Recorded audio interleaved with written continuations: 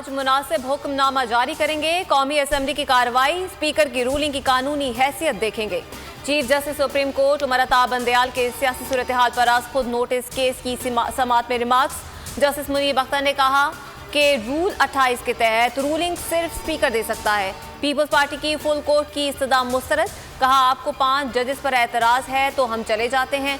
Full court की तश्कील से दीगर मुकदमात की समाअत में खलल पड़ता है। फारूक नाइक ने कहा कि अदालत पर बोझ नहीं बनना चाहते, अदालत पर एतमाद है। शहबाज शरीफ और बिलावल भुट्टो ने सुप्रीम कोर्ट से फुल कोर्ट की इस्तदा की। ऑपोजिशन लीडर बोले सारी नजरें सुप्रीम कोर्ट पर लगी हुई हैं। आइन शिकनों को सजा, दूध का दूध पानी का पानी हो जाएगा।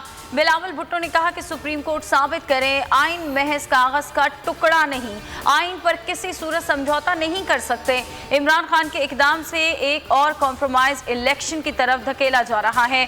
सुप्रीम कोर्ट फैसला करे इमरान खान की अना अहम है या आइन।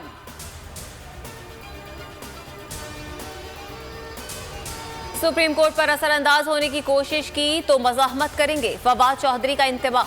असद उमर ने उम्मीद जाहिर की कि सुप्रीम कोर्ट के फैसले से इंतशार न फैले। शफकत महमूद बोले आइन का दिफा सुप्रीम कोर्ट की जिम्मेदारी है। असेंबली की कार्रवाई अदालत में चैलेंज नहीं हो सकती।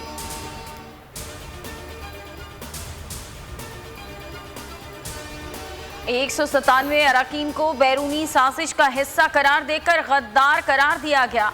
बिलावल भुट्टो ने तर्जुमान पाक फौज से कौमी सलामती कमेटी इजलास के हवाले से वजाहत मांग ली। कहा साजिश को बजाय सिफारती मरासले हमारी अपनी इंटेलिजेंस एजेंसियों के जरिए बेनकाब होना चाहिए। इमरान खान बगावत को जवाब देने के लिए बैरूनी साजिश का वावेला कर रहा है।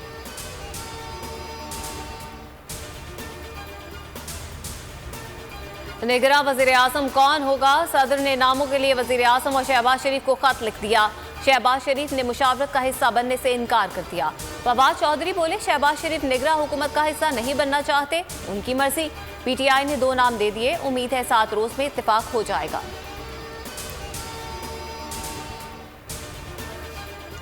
मनी लॉन्ड्रिंग के शहबाज शरीफ की जमानत मनसूखी की FIA की दरख्वास्त खारिज। स्पेशल कोर्ट 11 अप्रैल को फर्द जुर्म आयद करेगा। शहबाज शरीफ की आज की हाजिरी मुआफी की दरख्वास्त मंजूर।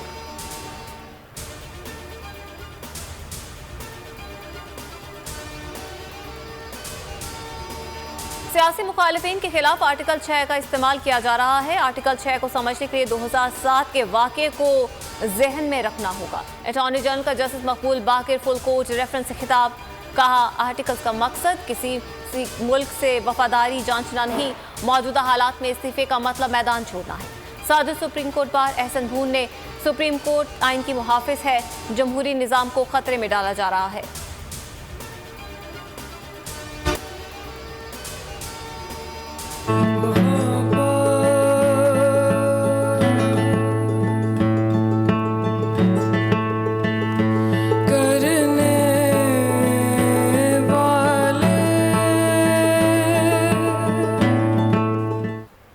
पाकिस्तानी निजात अमरीकी गुलकारा के लिए बड़ा एजाज।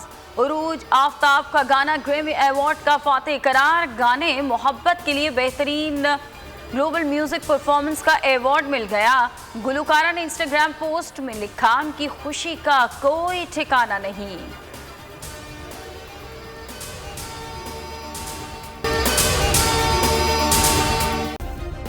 सब्सक्राइब करें और बेल दबाएं ताकि कोई खबर रह न जाए।